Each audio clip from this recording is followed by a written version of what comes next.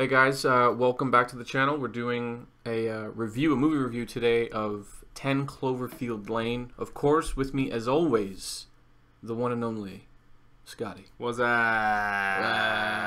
Sorry, but yeah, figured we do a little movie review for today.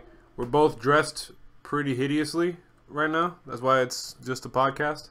Actually, we're too good looking to be in a video at this moment. I was trying to be humble, but humility is good at sometimes, but whatever. They need to hear the truth. So you'll be doing a sort of interview review. Yeah, pretty much how we did Street Fighter V, essentially just a basic interview. I haven't seen the movie, so it's gonna be a fresh look on it, and it's pretty hot right now. So let's get into it. Pete saw it when? I saw it about 2 days ago. Okay. First of all, it stars Mary Elizabeth Winstead, who I think most people would recognize from Scott Pilgrim. Yes, she played Ramona, and she was also in The Thing, I believe. Oh, yeah, she was. The remake. Well, I think so. Yeah. Yeah, you also have John Gallagher Jr. No idea. Never heard of him before. I'm pretty sure he may be known. He sounds like a NASCAR driver. Yeah, he does. And then of course you have of course the always fantastic John Goodman, Mr. Good, in this movie as well. Really the three of them. Oh, Sully. Basically, just overall very solid movie. All right. Well, first off the bat, if you had to give it a numeric rating, what would it be? A numeric rating on a 1 to 10. 1 to 10. For me personally, I would give it a 9 out of 10. Wow, a 9? Yeah, definitely a 9 out of 10, and I'll tell you why. Because your 9s you don't hand out 9s very. I never hand very out 9s. freely. I'm very critical, but in this case, it comes down to the performance of everyone in this film. Of course, really revolving around the three people who I had just named, but Mary Elizabeth Winstead. Real quick, I don't mean to cut you off, yeah. But will you be dropping any spoilers in this review, just so we can? Oh no, a spoiler-free review. Spoiler-free review. All right. I might, once we're done really reviewing it, I might obviously give a spoiler warning and then give a small tidbit. It's not really a spoiler, but the less you know going into the movie, the better. Cool. Which is always good. Yeah. All right. So spoiler-free. You guys are safe. All right. So break it down for me. How does this connect to the first Cloverfield? Because obviously the first one was received pretty well. I know you really liked it.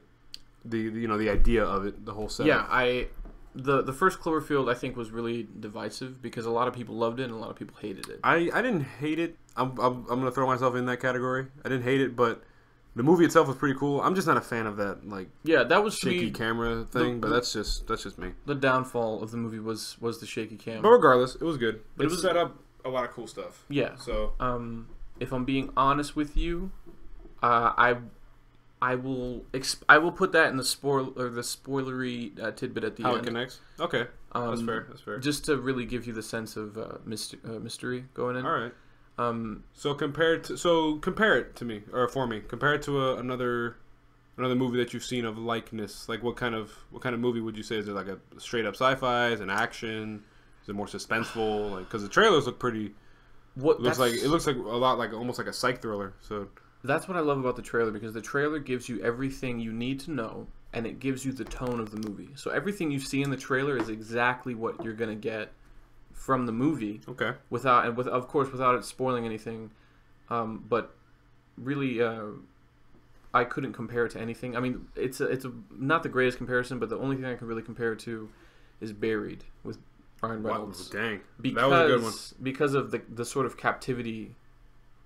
It's really a story of captivity. So like the whole I'm not gonna say claustrophobia, but yeah, like just being held against your will type of thing. Yeah, but there are scenes of intense claustrophobia in this movie. Was it kind of like Panic Room? Forrest Whitaker? Yeah, with Jodie Foster? Yeah. Similar to that type of setup. She's being held against her will, because that's what, like I said, that's how the trailers made it out to be. Like she's being held against her will. Well, this is the thing. This is the thing with the movie.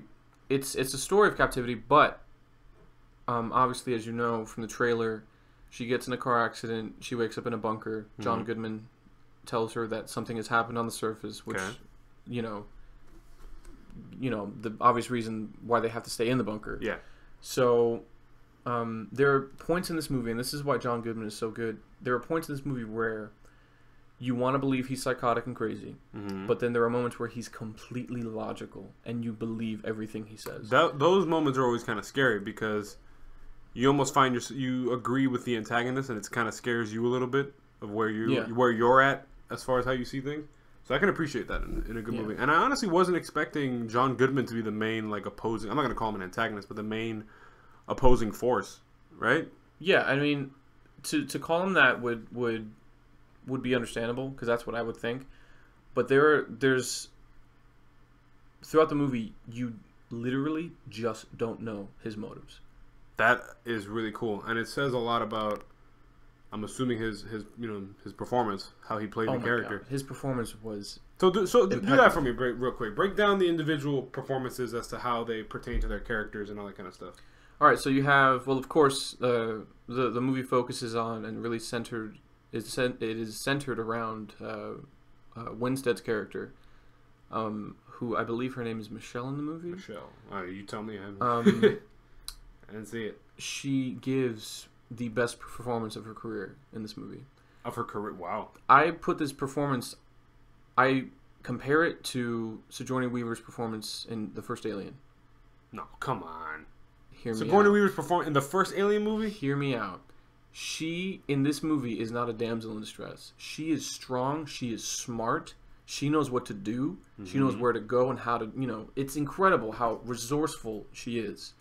Incredible. I like that. Her performance was so strong in this movie. And there's not a lot of female leads and that's in why movies I loved that are like that. And I love seeing characters. I'm with you on that one. That's why I loved it. The third act of this movie, you would understand why I would make the alien reference. Okay. Not saying that there's aliens in the movie, but again, going back to Sigourney Weaver and Alien. Totally. But fantastic performance, the best performance of her career. She should be looked at more for this movie. You had John Gallagher Jr., who I honestly forgot his name in the movie, but he's good. He's perfect for what he's cast as. Is he sort of a minor character, or is he a key player? I want to say he's somewhere in the middle. Somewhere in the middle. He gives a great performance as well. Okay. Really, genuine performance. But then you have John Goodman, of course, who is terrifying but lovable. You're bringing grade A talent into that movie with him. So you said terrifying but lovable? Yeah. All right. Because there are scenes where he terrifies you. He literally terrifies you, but then he'll do something so selfless that will make you think he really is trying to care for these people, And it really jacks up your guard. You don't know what to think or what to, believe about John Goodman's character, which is easily probably the best thing about the movie. Really? Is how much you're being psyched out. You'll never know until the very end of the movie. So, performance-wise, it's very, very good. It's strong. I wouldn't say it's perfect, but it's very strong. That's cool. Definitely got me interested. All right, so that was performances. If you had to go with stuff about it that you didn't like, as compared to movies of that same type that you've seen before, or even just in the movie itself, how things were done. If you had to give me some cons, what would they be? And from an unbiased viewpoint, obviously I told you I really like this movie. From an unbiased viewpoint, I couldn't find really any, except I can see how the ending could be a little polarizing. It really, the movie's trying to not force, but really plant these small ideas of what's really happening on the surface. And, you don't really know. And then once that third act, kicks in, it's a huge 180. That sounds a lot like Steven Soderbergh's style of directing, as an example. Yeah. Like, the Ocean's Trilogy and Contagion, like, you don't really necessarily know what's up. And then that third act rolls around and he sort of reveals it. Who directed this movie? Dan Trachtenberg. I think I'm pronouncing it correctly. It's his first time directing on the big screen. Has he ever acted in anything before? Or? No. So it's just his debut. Yeah, believe it or not, there's directorial debut. A really popular fan film he made about Portal the video game. Okay. And it caught J.J. Abrams' eye. And he said, come on board and do this movie. Now, this movie, I want to say, well, it takes place in a bunker. Very little space to move in this bunker. So for him to utilize the angles and the camera work that he did, absolutely fantastic. I can see how you would make the comparison then to Buried. Yeah. I mean, I'm pretty sure anyone who's watching this hasn't seen Buried because it went by, it flew by under the radar. Very good movie. Yeah, if you guys haven't seen it yet, go check out Buried with Ryan Reynolds. Very good movie. Extremely suspenseful. Pretty darn good. But I'll go out and say, besides obviously him blowing up with Deadpool, but that would have been my favorite Ryan Reynolds performance. I would agree. I would honestly agree. But again, the third act is really going to divide people. As far as what? As far as where the story goes. Where it goes within the movie itself, or where it could go within possibly the series of Cloverfield? Possibly. I want to say possibly the series. But again, the movie plants these little ideas of what could be happening, and then once you get to the surface, complete 180. So, but again, the third act is insane. It's intense, it's terrifying, and again, Winstead kills it. Absolutely kills it. So she's a really good actress. She's fantastic, and she's gorgeous. Yes, she is. That is the bae. But again, solid. Just solid all around. They flesh her character out perfectly. There's so much that you learn about her, and you know why she acts a certain way, and why John Goodman is acting certain ways, and even the other supporting character as well. Just really all around fantastic storytelling. Fantastic. It sounds pretty cool to me. I wasn't really too interested in it at first, just because I thought it would be sort of like an alien type of flick. And like I said, I wasn't too big wasn't too big on the first Cloverfield. But I love a good psych thriller. I love John Goodman. I love Mary Winstead. I would definitely check it out. So if for someone who's going into this movie blind, or who is still on the fence about wanting to see it, would you classify it more as a must-see, or is it one of those like, hey, if you're just in the neighborhood of a movie theater and you got to kill time, check this movie out? That it would be difficult because again, this movie isn't a giant action movie with explosions and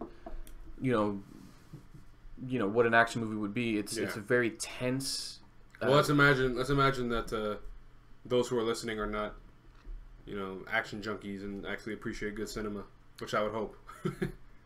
I would definitely say go check it out. Okay. Definitely check it out before the Batman, Superman, Civil War hype starts to kick in, and then this movie will be completely lost by then. Oh yeah.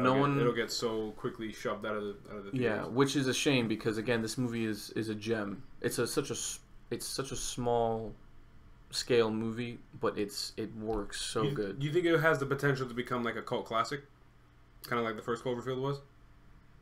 I would say, I mean, it's so different from the first one. Yeah. Obviously it's an actual directed movie. It's not a shaky cam, POV type of movie. Yeah. But I loved it, and I would say it could become a cult classic. This wasn't on the radar until about, I think, a month ago. No, not really. And the trailer didn't come out until about a month ago. And I love that. I absolutely love that about it. So they didn't advertise it to be a huge movie because it wasn't. You know? They couldn't. They couldn't shoot for the. Or they couldn't swing for the fence, rather. Because it was just. It is what it is. Yeah. But again, if I had to score it, I would definitely give it a 9 out of 10. Again, don't expect this to be the destruction monster movie that the first one was. Okay. It's on a very small, intimate scale with these three people. Again, the ending is going to polarize a lot of people. I think so. But really, I mean, if you don't, whether or not you have time to kill, or whether or not you just want to go see a good movie, it really works either way. I like that. I can definitely dig that. All right, so you teased a little bit as to how it would tie into the first Cloverfield. Right. So is this a spoiler warning? I'm just to be safe. A vague spoiler warning. I'm gonna say spoiler warning. If you haven't seen the movie, if you want to see the movie, go see it, and then maybe come back and listen to this last piece because it's an interesting bit of information. All right, so you guys got about 5 seconds to drop the audio or something on the video, but Pete's gonna go into a little bit about the ending. So all right, mild spoiler alert. If you're still here, the movie, in regards to the first Cloverfield, the only thing it shares with the first Cloverfield is the title. Really? The only thing, the only possible connection that I saw, and another YouTube movie reviewer, critic actually, brought this out in his review of the movie. There is a scene in the very last. Excuse me. There's a scene in the very last. He's coughing, and I got the sniffles. Yeah, very last the Cloverfield. Yeah, I think it was 2008 Cloverfield. Where they're in Coney Island on the Ferris wheel. Yeah. And it kind of looks out to the beach, and then it pans back, or it switches back to them. If you look closely, there's a small object. It's so hard to miss. I mean, it's extremely easy to miss. There's a small item falling from the sky that lands in the ocean. Yeah. So a lot of people speculate that to be a satellite. And in the movie, in 10 Cloverfield Lane, it's brought out very, very vaguely and subtly that John Goodman's character worked with satellites. So the only connection I could make between the two, another reviewer brought that out in his video. You can check out the clip on YouTube. It's talked about a lot, that last scene. Is it sort of like a fan theory, or is it legit? It's a fan theory. Okay. But again, that's what J.J. Abrams does. Well, who's the YouTuber? Oh, Chris Stuckmann. Chris Stuckmann? Chris Stuckmann, fantastic movie critic. Cool. Absolutely fantastic. Go check his stuff out. So huge shout out to him. That'd be crazy if he noticed. Yeah. Hey Stuckmann, we're fans. You got fans here. But yeah, huge fan of Stuckmann. But again, go check out his review, of course. Go check out that last clip there. Very interesting stuff. And that's pretty much all I have to say about 10 Cloverfield Lane. Go check it out. It's different. It's original. It's different. It's original. Which I like, because there's not a lot of original movies out right now. So before the superhero hype kicks in for this year, go check it out. Highly praise it again. All right. And that's all I have to say about that. Well, we appreciate that. And that'll pretty much conclude this episode of the Content Eventually podcast. Make sure, again, to like, share, comment, subscribe. Let us know if there's anything you want us to talk about or review. And we will see you guys next time. Yeah, sounds like a plan. Cool. Now he can thump, who the thunk, sitting drunk on a wagon to Mexico.